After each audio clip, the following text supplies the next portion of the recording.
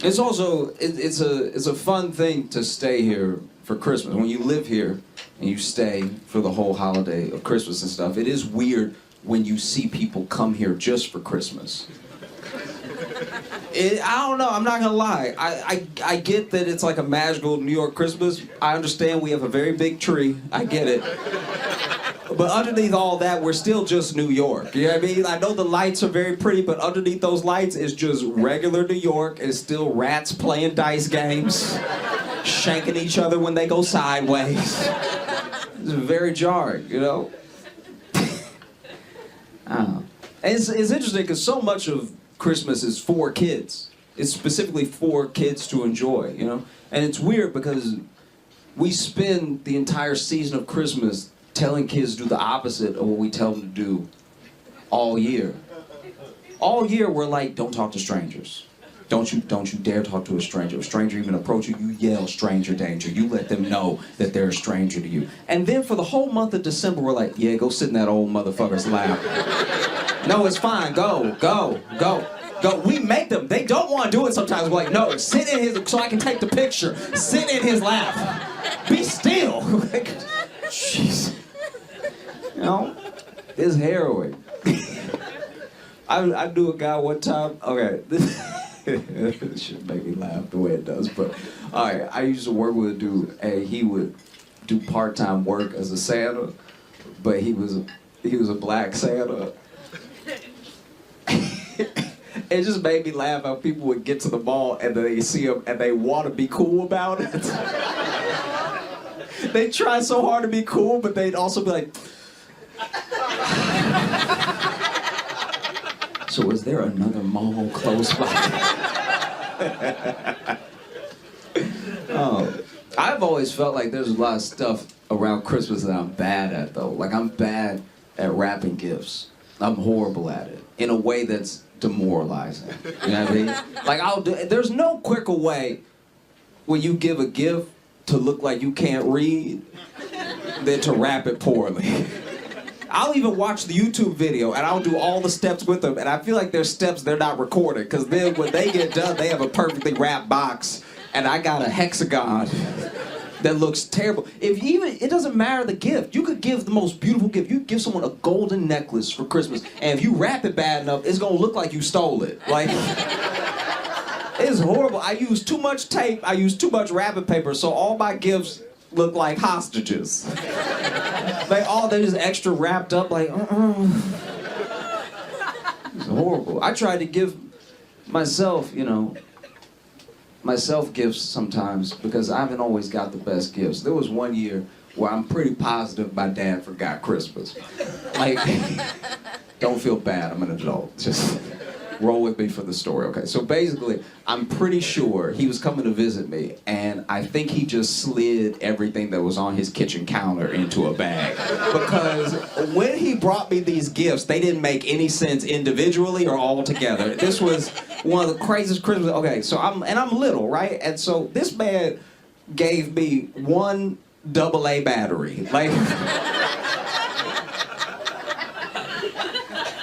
I don't know what I'm supposed to do with this at all. So I even asked him, like, so what was the purpose of, and then my dad goes, in life, and I know y'all know my dad, but anytime my dad just started a sentence with, in life, he didn't know what else he was about to say. That was to buy himself some time. So that he was like, in life, you gotta remember who's in charge, so I gave you that battery as a reminder, so you in charge of your life. I'm 11, so you in charge of your life, And I was like, well, most things take 2 AA batteries. And he was like, no, that's part of the lesson, because in life, I can get you started, but I can't always get you there. I was like, all right. What's wrong with this man? This dude got me a keychain. Not a Batman keychain, not a Power Ranger keychain. He just got me the ring. Just the keychain. I'm 11. I don't have keys. I don't have any access to anywhere you don't bring me already. So you just got me rusty metal. This is terrible. This man got me a picture frame.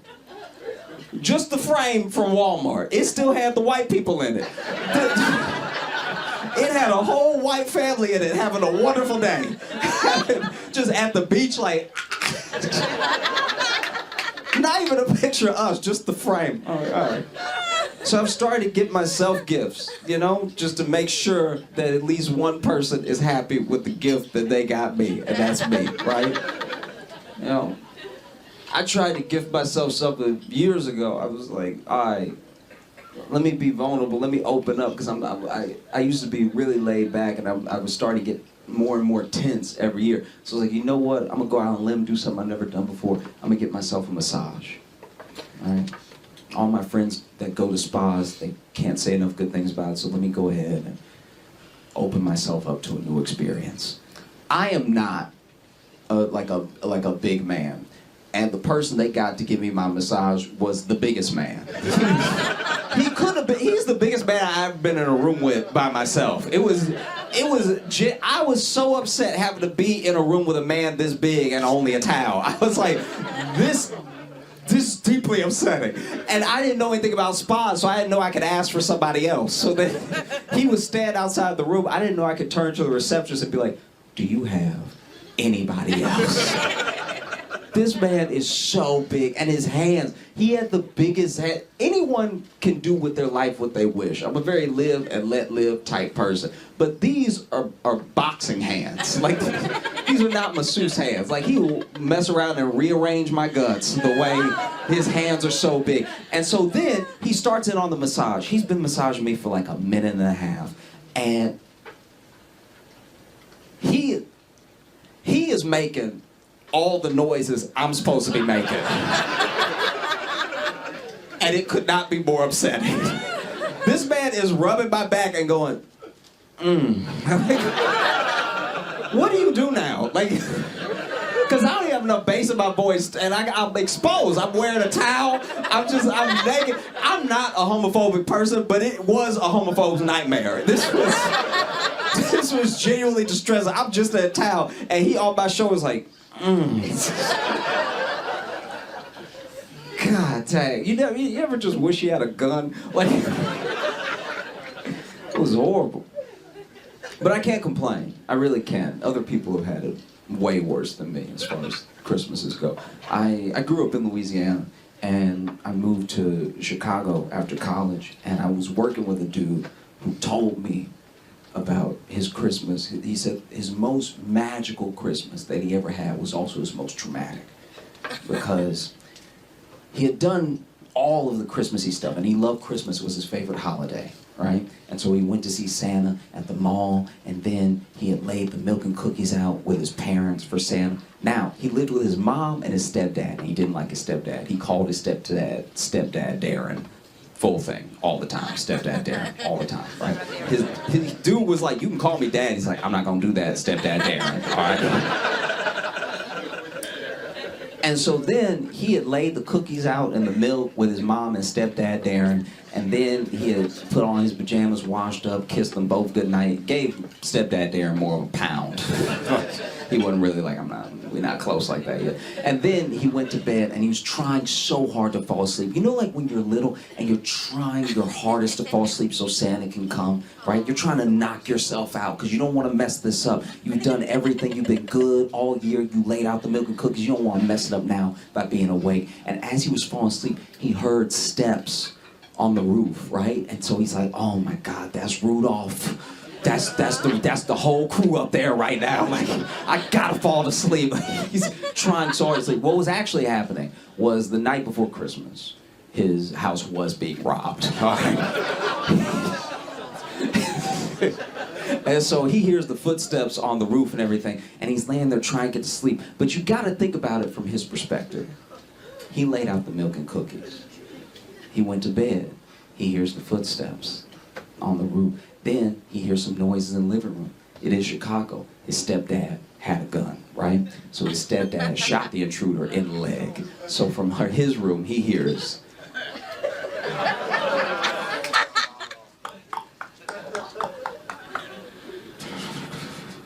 bam! Ah! Now, in his 9-year-old mind, he's just thinking about his stepdad having the gun. He's like, this dumbass done shot Santa. I'm not getting nothing for Christmas. This is bullshit. And I don't know what's more traumatic, what he thought happened or what they did next. Because then stepdad Darren is like, okay, this kid already hates me. And now he thinks that I shot Santa. So then he convinced my buddy's mom to let him show the dude in the living room bleeding. Right? So then he's like, no, buddy, I didn't shoot Santa. He's like, yeah, you shot Santa. I heard the gunshot. You shot Santa. And he's like, no, look. And then he opened the door, and there's just a man in the living room holding his thigh, like, ow, ow. And he's like, see, that's not Santa at all. He bleeding like a bitch. Santa don't even bleed like that. You all been so great. Thank you so much. I'm Josh Allen. Y'all have a great night. I do appreciate how all of you manage to be these like international individuals, you know? Like y'all care about things that are happening in the world, and you consume all this media that is not yours. You don't have to if you don't want to, right? Like I know that we're right there and we're very loud about it, but if you wanted to put the Sony XM4s on, you could, you know? But y'all keep up with your politics and our politics. We don't even do that. It's pretty wild. Like, I'm sure y'all have seen Mitch McConnell freezing up. If you don't know who Mitch McConnell is, he is the leader of the Republican Party in the States. He's the full-time leader of the Republicans in the Senate, and he's a part-time mime.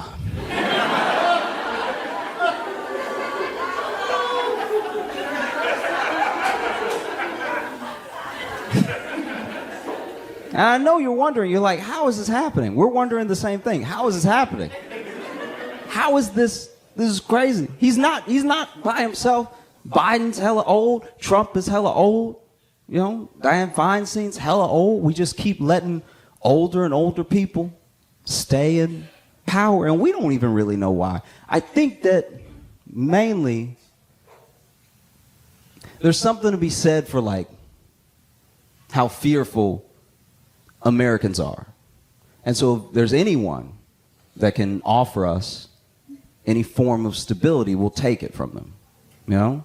And that's what you get. You get people who serve 19 terms and everything.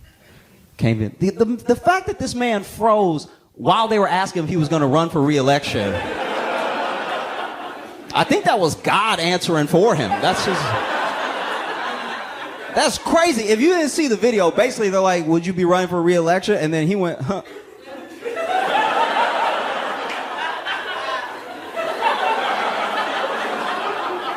He looked, for a split second, he looked just like Jim from The Office. He was like...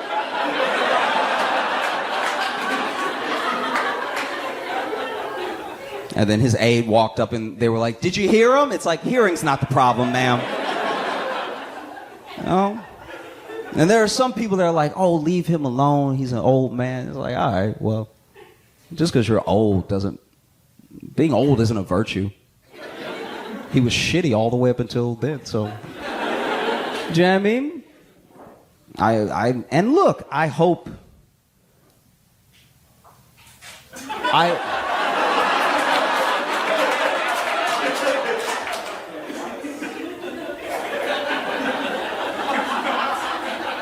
How do I word this?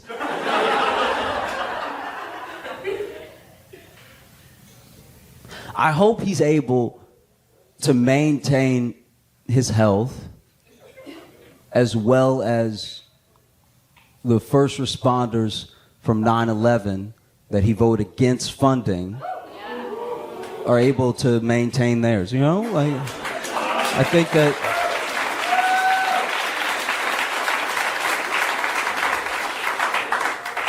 It's weird. It's an odd thing. It's every time he freezes, he looks like he looks like he's seeing. It looks like he's seeing all the black people he ever tried to stop from voting. Like it's like they're just in the room with him. He's like, huh.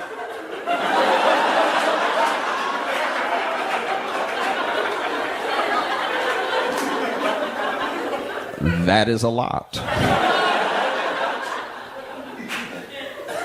I know you're wondering, how did this happen? How did we get here? How do we end up staying here? Because he's not the only one. I'm not even picking on Republicans, really. There's old Democrats, there's Democrats that you're like, how is this the person? Surely someone else believes what they believe and is like able. Do you know what I mean? Surely, right? And I don't think that the U.S. is just a fearful country. I think that we have this reputation. They talk about how baseball is the great American pastime, but it's not. It isn't. The great American pastime is arguing. We love to argue so much, a lot of people want to redo the Civil War. Like that's how much we love to argue. And it's not about the candidate. There's nothing so special about McConnell. There's nothing so special about Biden or Trump that they keep being in the position that they're in. It's that we like to argue so much that we do not pay attention until it's too late, right? It doesn't matter, Biden, Trump, whatever. Throw all that stuff out there. You could put one party's candidate as a tomato and one party's candidate as a potato, and we'll still have it out. As dumb as that is, we would still be like, well, I do like potatoes, though.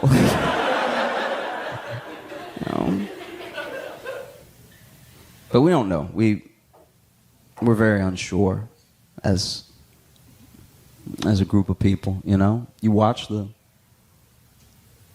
I'm sure it's terrifying for y'all, because y'all are so close. Like this, you as Canadians must feel how I felt when I lived next door to a drug dealer.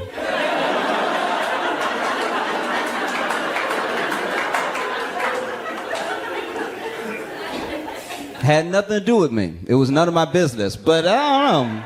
You'd hear stuff through the wall, and you're like, am I in danger?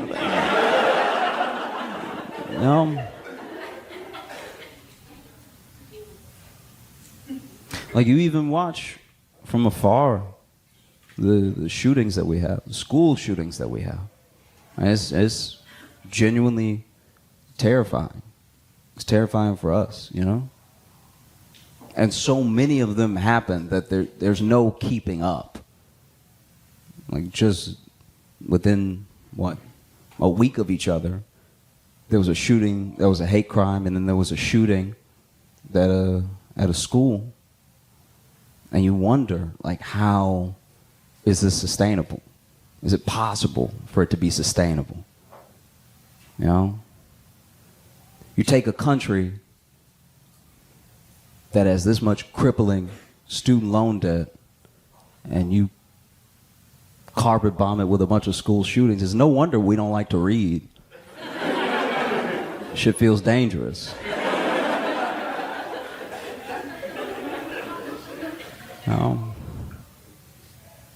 That's my thing. It's like, I think it's going to change how future generations even talk about school, because there's just so many.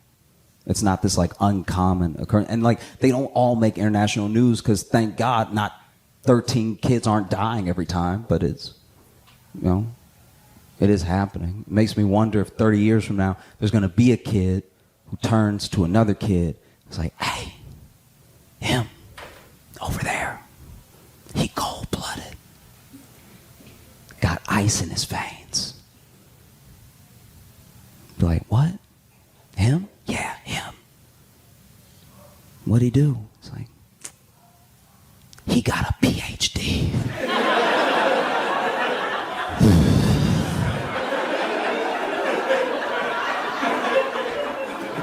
He went to school every day.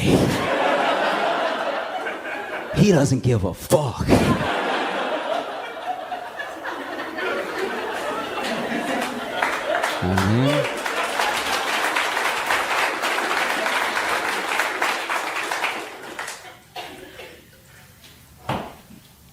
I've been trying to make more friends.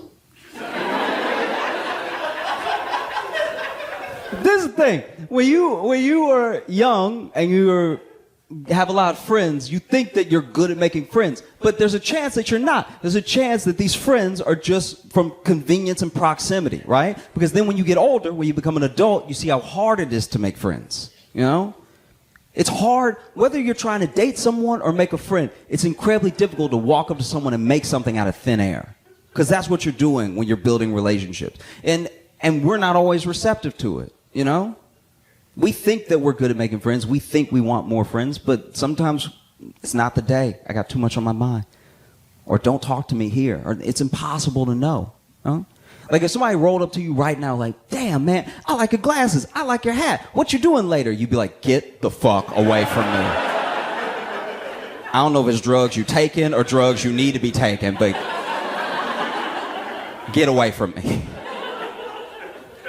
I've been trying to make friends. I've been trying to make friends at the gym.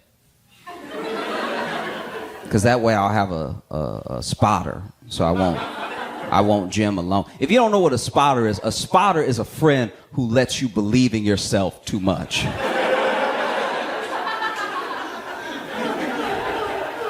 You go to the gym together and you're like, I think I could push 300. And he's like, we'll see. So I did it. I made a friend at the gym.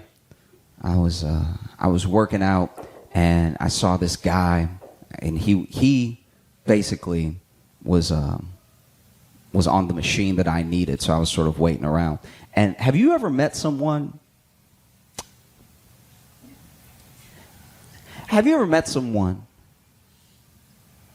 that has been to so much jail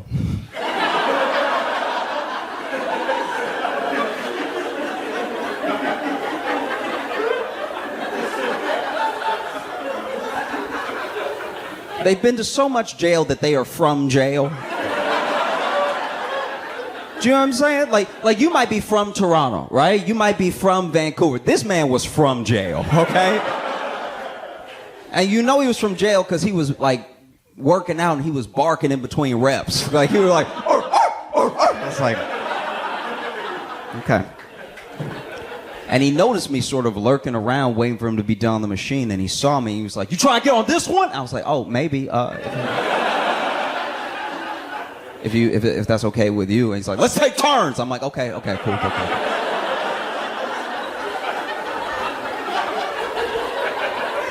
And so we did. We took turns, and I did my little like, and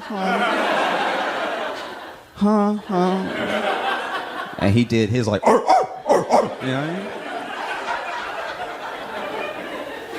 And then for whatever reason, we just kept working out together. I was like, what workout are you doing? And he told me. And so we took turns for the rest of the time that we were at the gym, and we decided to be gym buddies. And I appreciate this about him. I really do appreciate this, that he did this, that he said this to me, you know, because we exchanged numbers and everything. And before I was about to leave, he was like, look, I got something to tell you. And I was like, oh, what is it? And he was like, I did a little time.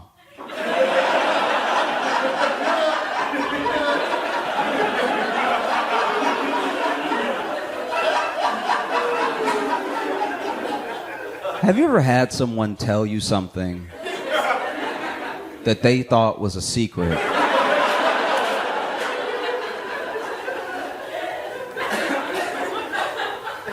But was so painfully obvious, you had to act surprised to not feel rude.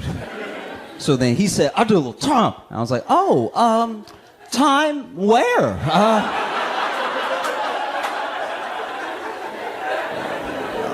Time like abroad?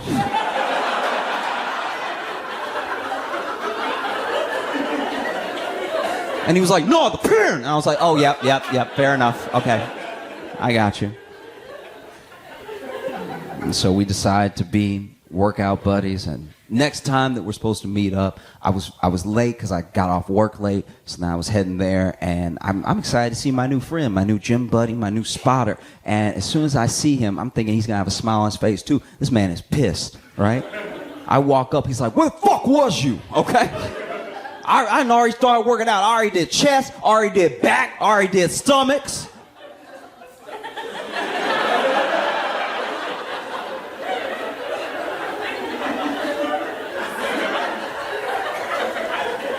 I was like, do you mean abs? And he's like, that's what I said, nigga, stomachs. I was like, yep, you're right. Apples and oranges.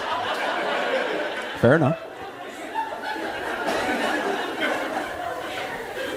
So, you know, we started working out, and it occurred to me that, like, if I really want a friend, the other thing that we do that stops people from being close to us is we, like, have little departments and categories for every friend. And sometimes we try to keep them there. Specifically, oh, I want you there. This is as far as I want the friendship to go. And then we wonder why we don't have anybody close to us. Because we didn't give at least everyone the chance to maybe be that close person to us. So I was like, if I'm going to be friends with this dude, I got to be his real friend. Not just a gym buddy. His real friend. Right? Because this is just a personal thing. I'm not trying to put this on anybody. But I genuinely believe that if someone does a crime and they go to jail and then they get out, it should be done. They paid their debt, and now it's time to move on, or else what reingratiates them back into society? Why change at all? You know what I mean? So I'm trying to do my best to, like, be his real friend. So I invited him to brunch.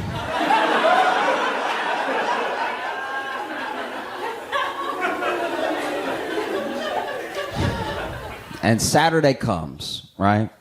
And he shows up to the brunch spot that I picked out, that I told him to come to, with the biggest brown bag I've ever seen in my entire... I didn't even know they made brown bags this big. It was a brown bag, might as well have been a garbage bag. This was crazy big, and it had a huge Tupperware of lasagna in it. And I was like, oh, why did you bring that? And he's like, it's brunch, isn't it? I was like, yep.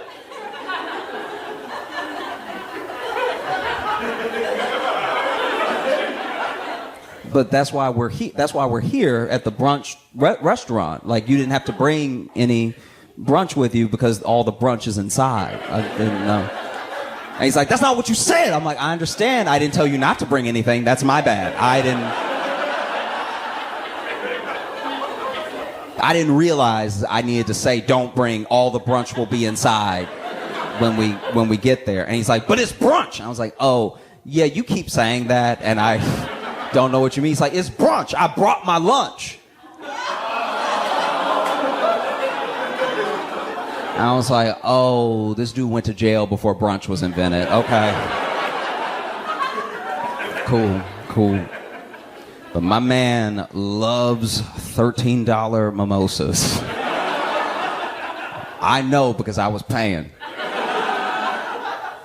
After he finished one, he's like, let's get another one. I was like, well, let's implies both, but yeah, whatever. Okay.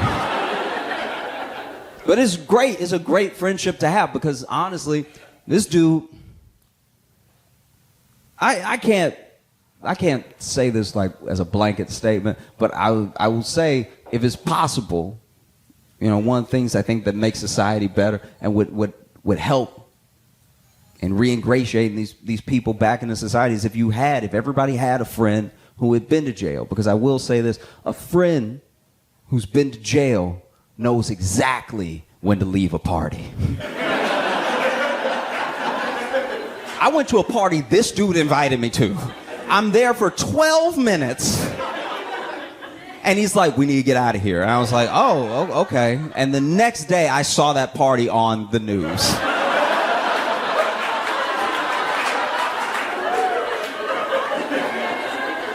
I was like, wow, he could smell it coming.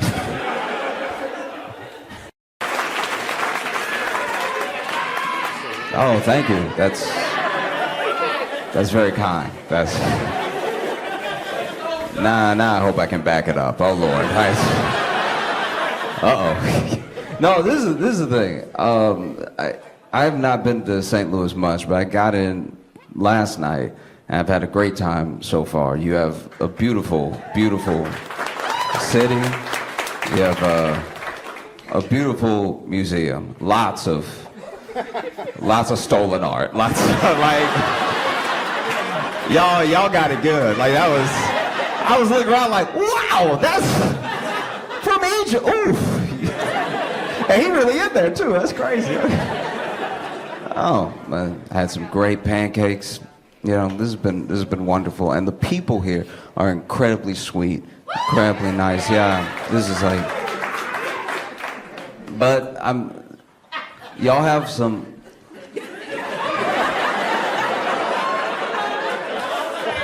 Y'all do have some demons, all right? Like this is chaotic. Like y'all have the Midwest nice on lock. I'm just saying, a cut below that, like a paper cut below that. Y'all are wildin', like. So I flew in. I didn't have a car, so I've taken like 4 Ubers since I've been here for very short trips, right?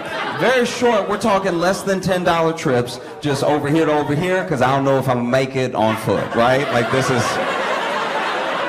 not the most walkable city. Like I walked out of my hotel thinking like, I'll just take a walk, and I looked both ways, and I looked and the way that this truck zoomed past me. I was like, you know what? I'm gonna go ahead and order, you know, just so I have some armor around me. And the dude driving couldn't have been nicer. I get in, he's like, Josh. I was like, yeah, wow, you really excited, like you know me. That's crazy.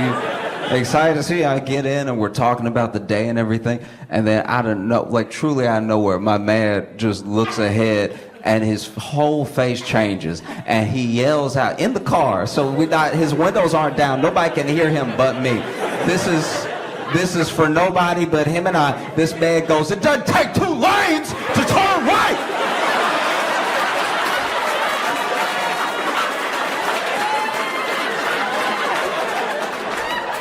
And I don't know if this is how everybody is driving. I don't know if this is like the 4th time this has happened today. But the way he snapped, I thought he was going to get out of the car. And not like stop the car and get the other guy to stop and get out. I mean Mission Impossible, leave me behind. Get out of the window while the wheel is still turning. This has been, oh wow. Like y'all really have some people out here where I'm like, okay, all right. That's a real New Yorker. You just don't know it. Like you've been raised here. So then you're like, no, let's be polite, make eye contact and everything. But then the way that just there was a guy. Okay, so it wasn't even like y'all don't have the busiest walkways. Okay, so there's only I was walking today. Everybody else was in a vehicle. And so I saw these 2 guys. I can't remember the name of the grocery store now, but like I was in the grocery store and these 2 guys bumped into each other and they both like over apologized, right? They both bumped in and he was, I'm sorry, and the other guy was like, I'm so sorry, brother. I wasn't even paying attention to you. And he's like, well, what's on your mind, buddy?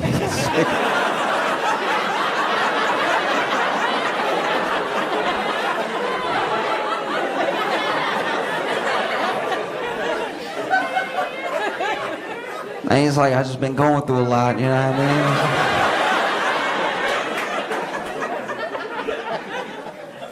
mean? Other man was like, well, you know, this is what the grocery store's for, to meet people, to talk about things. I was like in the distance just getting disgusted. I was like, when are y'all gonna fight already? This is gross. Did y'all have a good Halloween? No? Okay. I know it's over, but I'm like the opposite. I talk about Halloween and watch horror movies way longer after Halloween is over. I'm like the opposite of the Christmas people, because some of the Christmas people have already started. They've already broken out the Mariah Carey. They've already done certain stuff, and I'm still stuck on Halloween. It was one of my favorite holidays growing up. And my grandma would sometimes take me trick-or-treating. And my grandma was one of my favorite people. And I remember it was one year she took me, I think I dressed up as Superman or something, and she had me, and she loved to take me places. This is one of my core memories, right? My grandma sees me in my little Superman outfit, and she's like, "You go, Superman." And then I did a little cape thing. I was like, and then she's got me hand in hand, and we decided to, go to a couple houses, go trick-or-treating. Now, this was not the best neighborhood, so there was going to be very little trick-or-treating, period. Like, this is already, anybody who's from a place that is not where you want to stay knows what I'm talking about. So we go up to the first house, and I knock on the door. They open, I'm like, trick-or-treat, and then they give me a little, maybe 2-3 pieces of candy. And then in the distance, we hear some gunshots. And then my grandma was like, "Can you give them a couple extra pieces? Because we gonna go back home right now." So this really is, not to put all the pressure on you, but like, come to think about it, you don't want to be opening your door that much tonight, so you might as well just give him the bag. I mean, and so we went back to my grandma's house, and I'm sitting there, and like, part of the joy trick-or-treat isn't just getting the candy. It's like going places, having the adults be like, "Oh, Superman, I had no idea," or whatever. Just the whole experience. And so the fact that I wasn't gonna get to do it, I was bummed out. I was like 8. I was just bummed out, right? And so after maybe 10 minutes passed, I turned to my grandma. I'm like, "Grandma, are you sure we can't go back out and trick-or-treat?" And I don't know if y'all who grew up in the South here, but Southern grandmas especially, they turn on you. Very, very sweet people, but as soon as you like cross, they just turn, right? So I'm like, "Grandma, can't we go trick-or-treat just for a little while, And my grandma turns to me, she's like, "Boy, are you stupid? Are you stupid? Did you not hear the gunshot?" And then she made me sit there with her, right? And this took all 5 minutes. I don't want you to think she was torturing me or anything. But she sat with me there for 5 minutes and just made me count out the gunshots with her. And every once in a while, my grandma would be like, "That's you? That's you too." My grandma cracked me up because, especially anybody who has grandparents knows that in one form or another, your grandparents have lived long enough that they have some arch nemesis out there. They take different forms, but there was this one person that was one of my grandma's arch nemesis. We still don't know who it is, but they would come every Halloween to trick-or-treat, and my grandma hated that. She never wanted to give him candy because she was like, "That's an adult, right? He little, but that's an adult. I know an adult when I see one." And then even I was kind of like, "Come on, just this the holiday and everything." She's like, "No, he grown, okay? I don't care how little he is, he grown. There's a holiday for the children. How he come every year and the same thing don't grow, all right? That's an adult." But Halloween also has its downsides, Like I had years when I lived in Chicago, people would come and trick or treat, and there was one year that I heard the trick or treat, and I opened the door, and it couldn't have been a bigger man. Like it was, I was looking at him, and he was looking down at me, and he had a bag, but it wasn't even a bag. He had a pillowcase, and he was like, "Trick or treat." And like, I'm not even kidding. The dude, okay, so open door, the pillowcase is out, right? You like trick or treat, and then we stared at each other, and after a while, he was just like. And I'm trying to look behind him for a kid or something. I'm like, "Oh, do you have any kids?" He's like, "Nah, it's just me, dog." You know what I mean? He looked like he robbed the candy, you know what I mean? Like, and now I got my door all open. my apartment exposed. You know, and so I was like, oh, you know, try and make conversation while I fiddle for these mini-sized Snickers. Like, you know how when you okay, let's say you are in a parking lot and there's somebody chasing you like Freddy Krueger style, and you try to get the keys and the keys won't be keys. See what I'm talking about? Where you like struggling, you're like, come on now, come on. It's not even about the key, getting the key in the keyhole. It's about getting the keys in your hands, like getting some purchase on the keys. Like, you're like, come on, come on. It was like that with the Snickers. None of the Snickers wanted to stay in my hand. I think I had sweat so much from how big this man was that all the Snickers are slipping. So I'm just in my little, like, in the Snickers bag, trying to get a handful, and they just keep slipping through my fingers like they ain't all melted or something. And I'm trying to make conversation like, what are you supposed to be? And he was, this is the coldest shit I've ever heard in my life. He was really terrified. He looked at me, he was like, what am I supposed to be? I'm trick-or-treating. I was like, oh God, oh, take the bag, take the bag. Take the whole bag. Oh my God. I've never heard trick-or-treat used as what, this is what I'm going as. Truly jarring. I don't know if y'all saw, but Sam Bankman-Fried was found guilty on all charges. If you don't know who Sam Bankman-Fried is, he's the dude who looked like somebody microwave Shia LaBeouf. He was behind a multi-billion-dollar crypto scandal, and took a lot of people's money. Had a lot of powerful friends, so he could take a lot of people's money. He was found guilty, and he made a serious mistake. He stole money from rich people. Well, when you think about it, it's really all he did wrong. If you steal from the poor, you're going to be pretty good off. Like, I don't know. This dude is going to go away for a long time, which is crazy because I don't really understand what he did. But I'm glad he didn't do it to me. I'm like, you ever just, because I never got into crypto because I didn't understand it, so you ever just be so dumb you miss a whole tragedy? Because I saw the whole thing coming. I was having FOMO and everything, and then everybody started losing their money. I was like, maybe it pays to not read sometimes.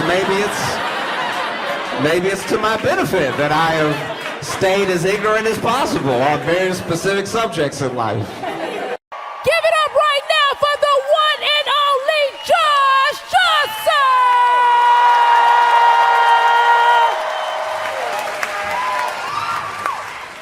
I reflected a lot, and I came up with a lot of New Year's resolutions this year. I don't normally do it. I almost never do New Year's resolutions, but this year I had kind of a bunch, because it just so happened I was really thinking about myself and life when the time came. And the problem with New Year's resolutions, the reason that they're so hard to keep, is that a year is a year long. If you could make a New Year's resolution and really only had to do it for like 3 weeks, you knock it out of the park. But there's something about the fifth Monday where you're like, again? No. And I think we should all cut ourselves some slack, genuinely, when you have trouble making your New Year's resolution a habit or sticking to it, because New Year's resolutions are as old as calendars. So as long as we've been keeping track, we've been trying to be better and failing. It's very human. And our New Year's resolutions, by and large, are things that we're gonna do or stop doing to stop hurting ourselves.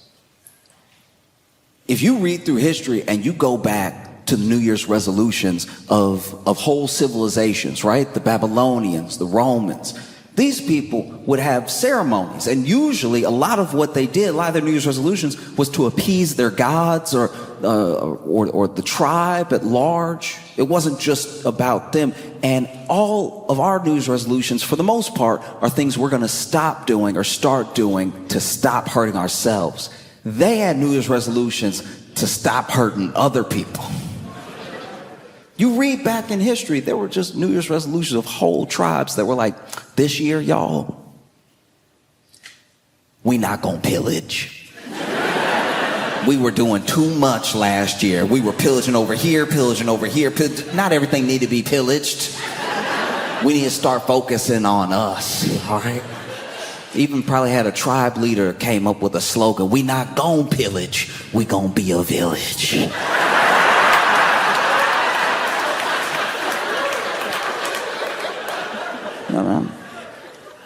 No, it's as old as time. And admittedly, there are some modern New Year's resolutions. I do know a few people in my life that have had to make New Year's resolutions to stop hurting other people. You know, it's rare, but it does happen. Like I had one friend nonchalantly said, you know what, this year, I'm gonna cut less people.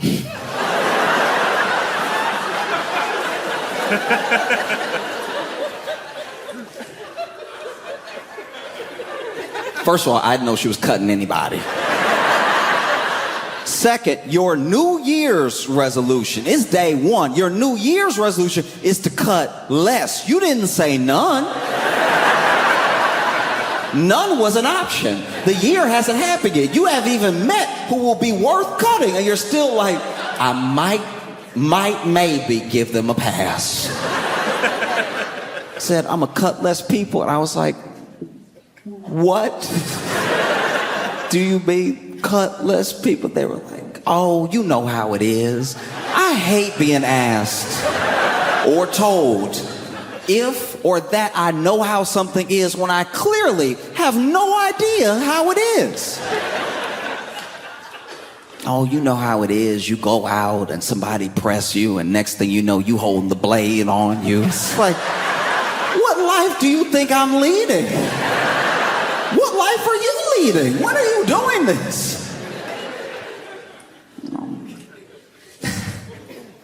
I had a couple of New Year's resolutions. One of them was to focus on my health, which I'm already regretting. Genuinely, because this is my thing. When you try to focus on your health in the beginning of the year, you really think you're gonna do it. And that's why I'm making a New Year's resolution. If you tell me what I'm doing wrong, if you tell me what's wrong with me in like September, I'm probably gonna be like, then I'll die. Sorry. I like doing that. But if we're starting a new year and you're like, don't do that, I'll be like, okay, I'll try, right? No, but the problem is when you focus on your health, you have to go to the doctor. And going to the doctor is a little bit too exact and final for me. If something's wrong with me and I'm telling a friend about it and we're just sort of going back and forth spitballing about what it could be, it's almost kind of fun. You're like, maybe it's that. Oh, maybe it's that. Let's Google it. Oh, we shouldn't have Googled it. You know what I mean? But when you go to the doctor's like, no, you sick. No. And basically, I had to go to the doctor pretty early because, all right, it's embarrassing to admit, but I feel like if I'm open, if I'm vulnerable about it, then it'll hopefully remove some of the stigma, okay? I had to go to the doctor because too many, I would even say most of my farts were whistling.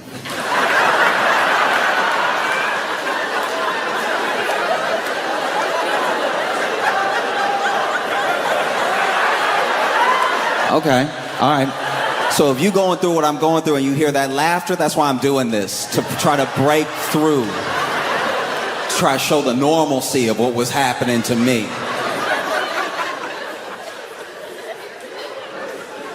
So basically, when I would fart, I don't even fart all the time, but every once in a while, you know, one goes, and it was just having at the tail end, very tail end, it was having just a little like to it.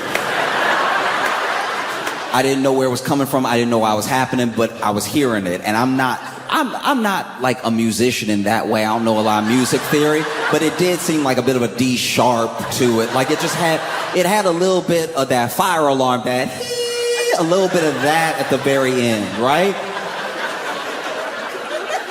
And so one day I was walking and I don't even remember the food that I'd had, but it hit me in the wrong way. And so I sounded like a piccolo. I was walking and my steps were just a little fluty. And I don't know about y'all, but sometimes I walk and listen to music. So I'll have my big old headphones on, they're noise canceling so I can really enjoy the music and everything.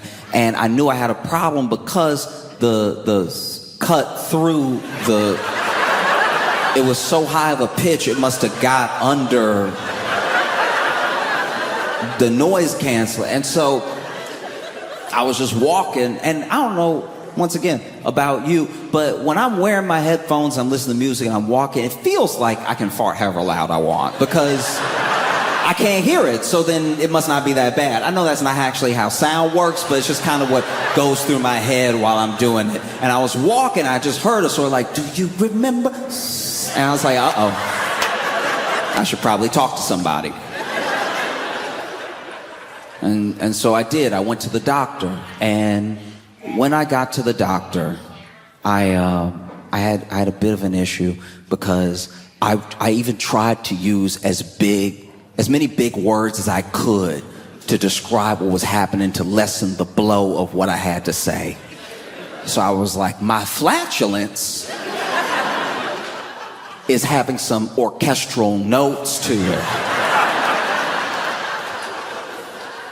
And the doctor was like, what? And I'm like, don't do that. One of the main reasons I hate going to the doctor is because if you're a doctor, and especially if you're older than me and you're a doctor, I'm assuming you've been a doctor for a while, right? And if you've been a doctor for a while, then I'm assuming you've seen a lot of stuff. But somehow when I go to the doctor and I tell them my problem, they've never heard of it before.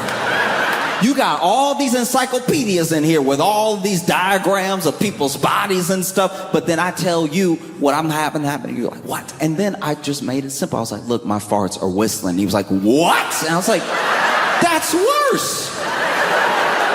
What happened to bedside manner? And so, he fixed it. I'm fine now. It doesn't happen anymore. But yeah, basically there was something going on where I had pretty much like overexerted myself, and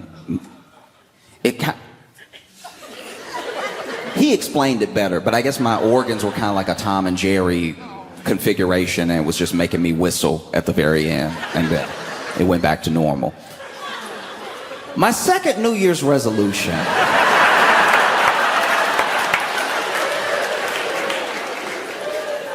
was to be very mindful about what I do and say on a podcast. Now, I'm not perfect, but this has been the downfall of a lot of people. I'm not even saying that there's never gonna be a podcast where I talk out of pocket. I don't know. It's just talking. And it's so much talking that along the way, you say something dumb or something that doesn't age well or something that you don't even really think. Maybe just talking, right? You get anybody to talk for hours and hours and hours, and eventually they'll say something pretty dumb. So I'm trying to be mindful about what I do and say on a podcast, because when podcasts started, before there was a ton of money in it, it was just one of two things. It was either people who had such a great rapport with each other that listening to them felt like listening with them, like being there with them and just having a party with your friends, and it was an interesting conversation that you felt like you were a part of, right? Or there was a very interesting person, an incredibly interesting person, and then someone had them on their podcast who was a good interviewer. And through giving a good interview, they pulled all of these interesting and beautiful things out of this very interesting person and then gave it to you. And so you either got some sort of education from it or you got some sort of community from it, right? And now, podcasts, I think we made too many microphones.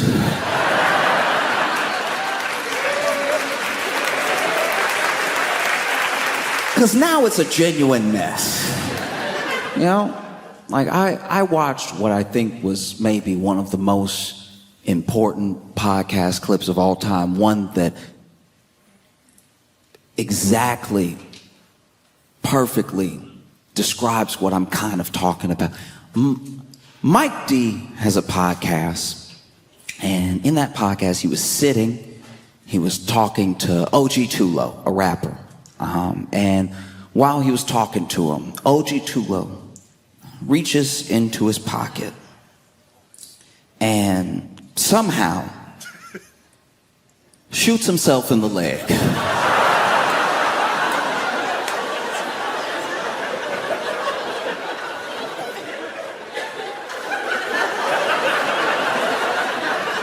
I'm encouraging everyone to watch this clip because it's truly one of the most important moments in podcasting ever. I had so many questions when I saw this man shoot himself in the leg. First of all, what gun is little enough? But also, what pocket is big enough? Because you can't see a gun. He's literally got his hand in his pocket, which means there's a gun and his hand in his pocket. How deep are these pockets? They're like optical illusions. This man reaches into his pocket, and I want to be clear here, okay? OG Tulo and Mike D, they weren't having some sort of argument. Mike D wasn't coming at him. It's not like he was reaching in his pocket to grab his gun. If anything, it looked like he was reaching in his pocket for something else. And can I just say, don't put your gun in your pocket. But if you do, make sure your gun is the only thing in that pocket. Please do not put your gun and your keys in your pocket. I'm begging you not to put your gun and your phone in your pocket. Because this man looks like he's trying to move the gun. When you rewatch it, I've watched it 2,000 times. It looked like he's trying to move the gun out the way to get something else. And I'm telling you, it's not worth it to have your gun and your gum in the same pocket. This dude reaches into his pocket. Bam! And then Mike D, who's sitting across from him, Mike D goes, "Who shot who?"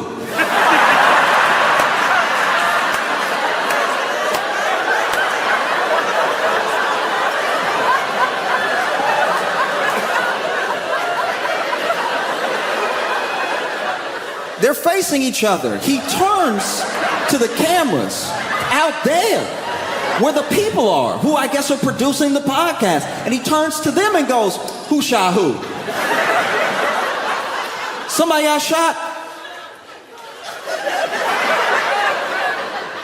Sir, how often are people shooting each other at your studio for the first question to be, "Who shot who?" He didn't say who shot who as in like, "Oh no, a gun went off." He turned as if to say, "Y'all, we are trying to do something."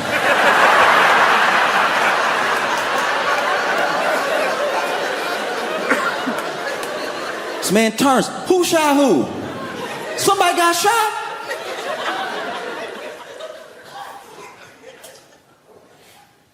When you look for the clip, OG Tulo, now that's O, letter O, G, letter G, we're capital letters, the number 2, like an email, OG Tulo, right? OG Tulo is fascinating to me because there are a lot of rappers who their name is not, it's not true to who they are as a person, right? But to his credit, OG Tulo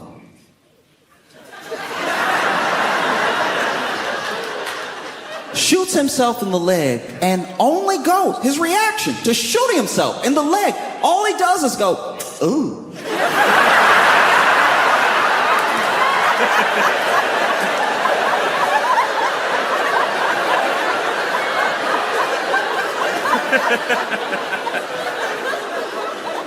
This man doesn't cry, he doesn't freak out, he just makes the face you make when you drop a casserole, just, ooh. You know the face you make when you get caught coming home after curfew, you in the dark, you think you made it, then the lights come on and you're like, ooh. He makes the face you make when there's like 2 people arguing out in the world and you don't know either one, but then one of them is like, "That's why I took your man." Ooh. This man simply goes, "Ooh." And then a person behind the camera calls out and goes, "Lo, you good?"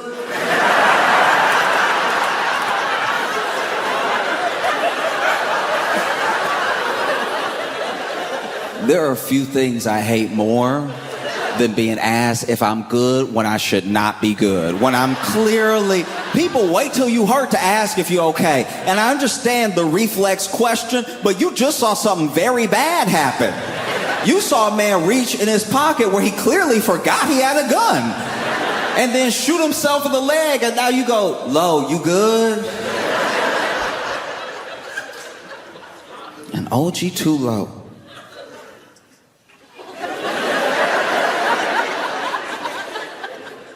Simply says, "I think."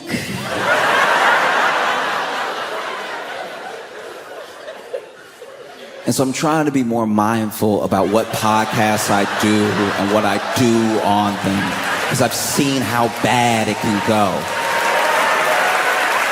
You know?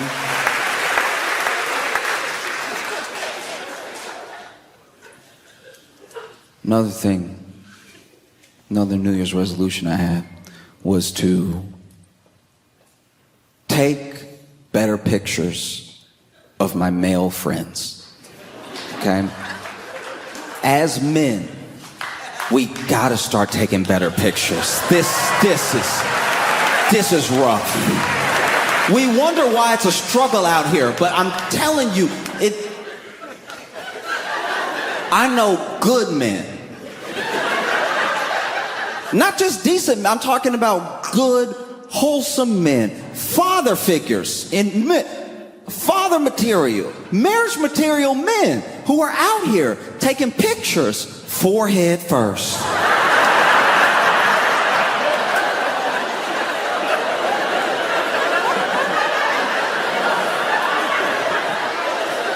I'm talking about forehead presented, forehead shiny, optical illusion, forehead forward. I don't even know how you get that angle. Did you put the camera on your head? You know, because that's what happens.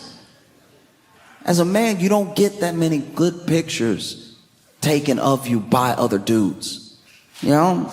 And then you post it because it's one of the only good pictures you have. You want to go on a dating site, you want to meet people, you go ahead and you post the pictures you have of yourself because what you have is what you have. And then you put that out into the world and you wonder why there aren't many bites. There aren't a ton of bites because when people are scrolling through your pictures, you look blurry. You look like if they met you, you would only be a memory, you know? You know what I'm talking about? You know that wave look when it's like, it's almost a good picture, but there's that movement at the end, so you're a little blurry on one side. Will she be dating a ghost? Who knows? We've got to start taking better pictures of each other's men. And I know it's hard. I know it feels weird to like take, because women are so good at doing it for each other. They'll take incredible pictures of each other. It won't even be picture day. It'll just be some good lighting in a random place. And they'll be like, hold up, stop. Let me get you. No. Pose, quick. Yep, see, this is good. You know? It's tough. We don't try enough.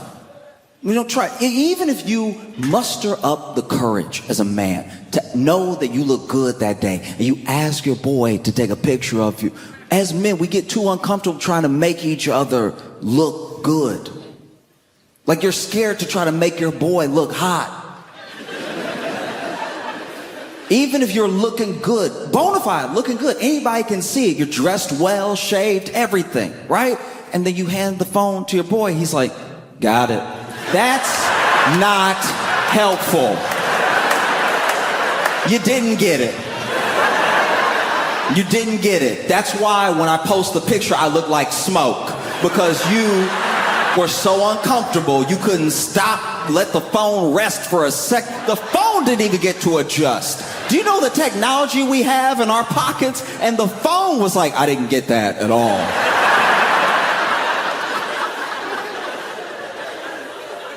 Women will do anything to take a good picture of their friend, especially when the friendship is mixed. Like when you're out with your male, female friends, and you're just walking, going to a restaurant, whatever, and then there's a moment where it's like, hey, this is good lighting, stop, let me take a picture of you.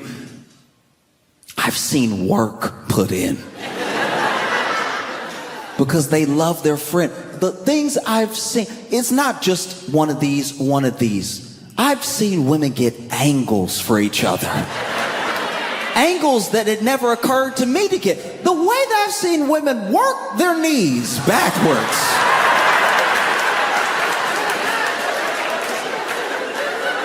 No, you be still. I'm good. You be still. That's it right there. That's it. That's it. That's it. No, men take such bad pictures of ourselves and have such bad pictures of us taken. I'm pretty sure that's why nobody looks for us when we go missing. Be honest right now. If there is a man that goes missing, if they even put his picture on the local news,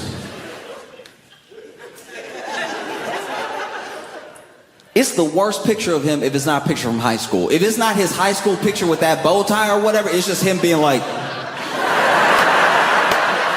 And then you see the picture and you're like, I think he did it. I think he kidnapped him. That's what happened. I solved it. We don't need to look. We don't need to look. That's why when you put a woman's picture on the national news, it's any picture. It's just a picture of her that's recent. And people are like, find her! Because it's a good picture.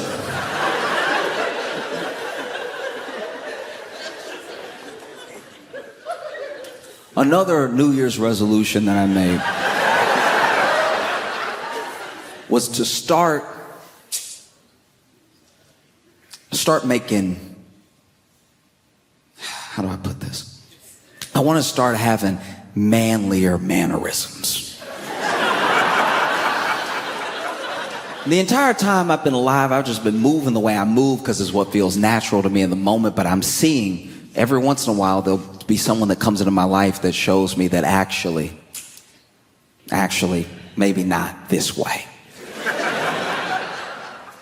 When I was young, I was working this job, and there was a dude on the job who was he was in prison, and he was on work release. And he took me under his wing and was trying to teach me how to be more of a man. I didn't ask him to, but I also didn't really know how to take up for myself, so... I would do little things, and he would try to correct those things for me, right? And I remember one time I walked in the room, and it was pretty stinky. And because it was stinky, I tried to waft, in front of my face, like waft, like you would when it stinks. You're like, ooh, it's stinky, right? You know what I mean? Like, you've done this. Don't act like it was stinky, right? But the way I did it, my hands were too fluid when I was... Because it was stinky, but I felt like this was more efficient to get it out of my face. I was like whipping it out of the way, right?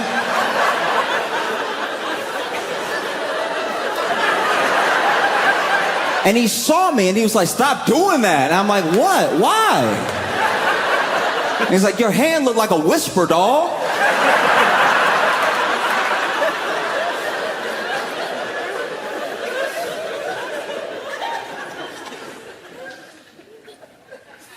One time he tried to, dap me up, but he had big hands. And so when he did it, I'm not gonna lie, it hurt. And so I pulled my hand back, and I pulled my hand back like,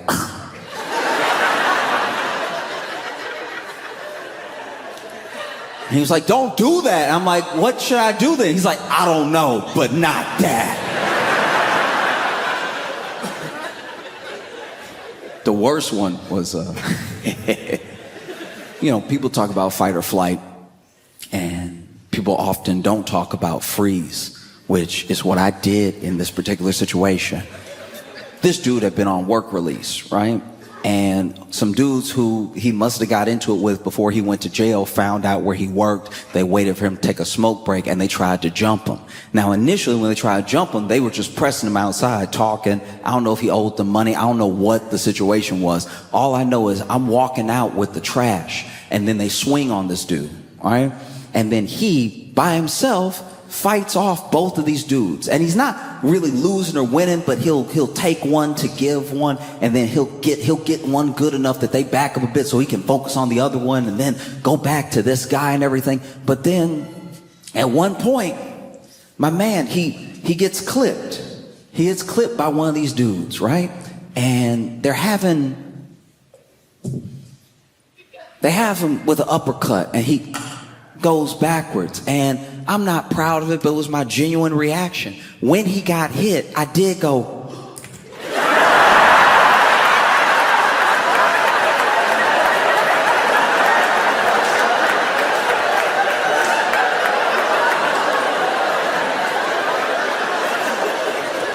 Because apparently I touch my cheeks when I gasp. I didn't know that about me either, but nothing had happened to make me gasp in a long time. So when it happened, I was like, oh. And people look at you different. When you do like a full Macaulay Culkin, when you hit them with the Macaulay, with the...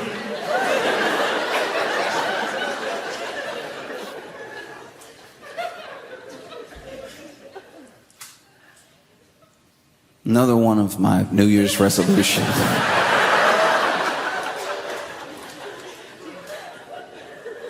is to take a break from Facebook Marketplace.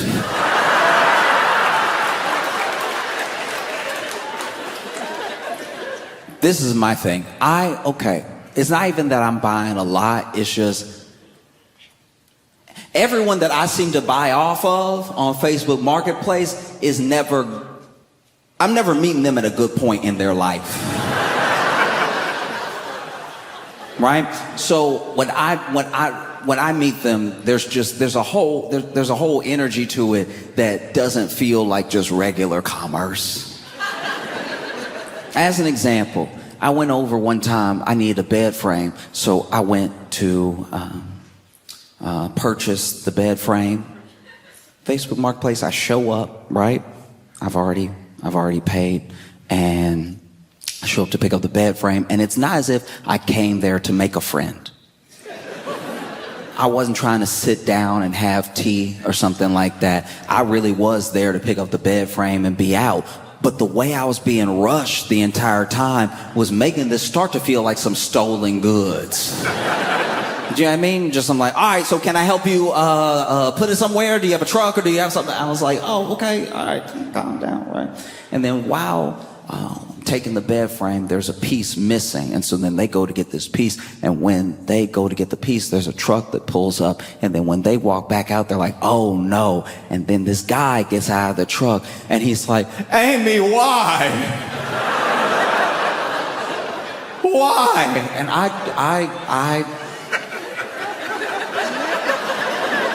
I'm just here for the bed frame. He's like, Amy, why?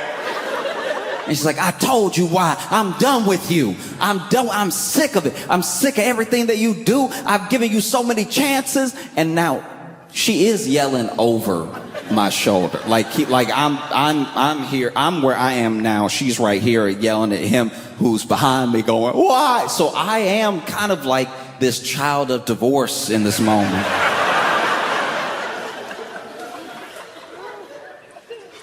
He's like, why? I told you why. No, but why, Amy? Is it him?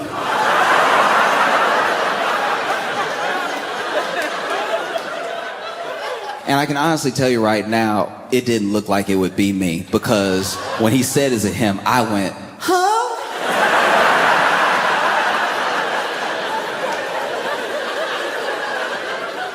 And then she went, what? No. She didn't have that.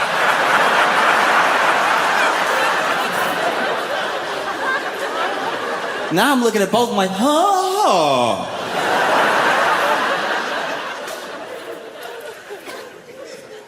And they clearly had some stuff to work out, and I was very uncomfortable. I couldn't get the piece because she was still looking for it. He was crying, so I left the bed frame. Another time, there was another time where I was going to buy a teddy bear. I had someone that I was trying to get the teddy bear for because they like novelty teddy bears. I was trying to do something a little sweet and everything. And I go there to pick up the teddy bear. And not everybody posts the dimensions of the item that you're buying. But when I get there, the teddy bear, my size, right? So way bigger than I was expecting. The teddy bear is like a 5-foot something teddy bear. And this particular teddy bear, which was apparently like novelty because it was made like handmade and everything, from behind, the teddy bear had a lot of ass.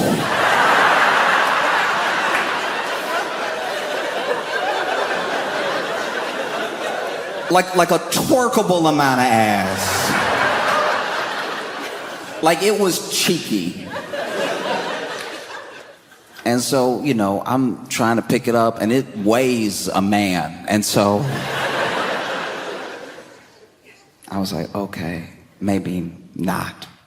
Because now even if I give this as a gift, 1, it's too big, and 2, I'm gonna have to explain what's happening back here.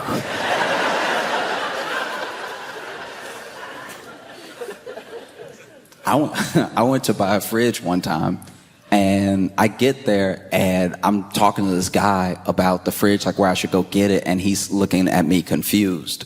And he's standing right outside of the address that I was given, and he sounded all confused. And then he tells me he's there to buy a fridge. And then homeboy opens the door and basically invited us both to go ahead and haggle in person over the fridge. I was like, that's insane. We had a price. We had a price that we agreed on, and the other guy was like 55. And I was like, you're not helping our case at all. You're not a good negotiator. I went to buy a couch. This should have been plain and simple. You're moving, I need a couch, you need to get rid of a couch, we're done. I show up, even had the truck ready because I've known from before, you gotta have the getaway vehicle in tow. And sure enough, pull up, you know, we're carrying out the couch in pieces, cushions first, also like that, trying to get the couch lifted up out the door and stuff. And this man who is selling the couch keeps trying to upsell me on dolls that he made himself. And you can tell. He made these like knockoff porcelain Cabbage Patch dolls that already freaking look at to begin with. They already look at you, no matter where you are in the room, they got eyes on you. And then he made it so he stuffed them a little bit and then he put a button on it. And when you put the button on it, it was supposed to cry. Like, you know, the way that you buy the toys. Wham, okay, hold the baby, right. Except he must have recorded the cry. Because this doll's cry was haunting. You press the button on this doll to cry because he did it. No one asked him to. Trying to upsell us on these dolls while we trying to lift a couch that is apparently made out of lead because we cannot get it up. Meanwhile, he not helping, presses the button on the doll, and the doll, instead of a wham, wham, it gives a cry that screams 1800s horror movie. This doll presses the button, this doll goes, ah!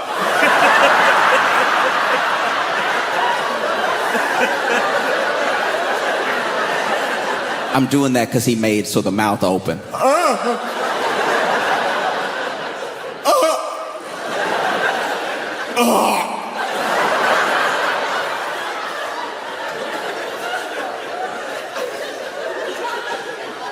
I was so genuinely terrified that I left the couch. That's why I need to take a break from Facebook Marketplace because I don't really leave with my items. I don't really.